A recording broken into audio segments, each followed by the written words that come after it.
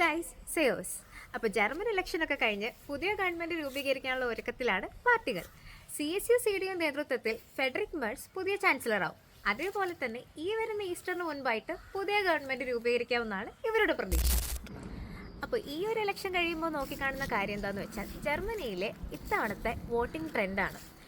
Reunion മുൻപുള്ള ഒരു ജർമ്മനിയെയാണ് ഈ ഒരു ഇലക്ഷൻ ഓർമ്മപ്പെടുത്തുന്നത്. രണ്ട് വ്യത്യസ്ത ഐഡിയോളജി ഫോളോ ചെയ്യുന്ന രണ്ട് ഗ്രൂപ്പ് ഓഫ് ഡിവിഷൻ ആയിരുന്നു അന്നുണ്ടായിരുന്ന Germany, east Germany, west Germany.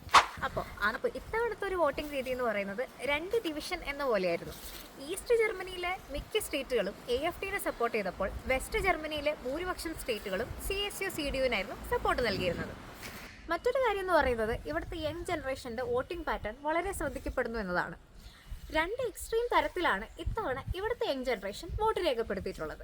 Survey നോക്കിക്കഴിഞ്ഞാൽ നമുക്ക് മനസ്സിലാകും വോട്ടിങ്ങിൻ്റെ പകുതിയോളം എക്സ്ട്രീം റൈറ്റ് വിങ് ആയിട്ടുള്ള AFDക്കും എക്സ്ട്രീം ലെഫ്റ്റ് വിങ് ആയിട്ടുള്ള ലിങ്കയ്ക്കുമാണ് ഇവർ രേഖപ്പെടുത്തിയിട്ടുള്ളത്.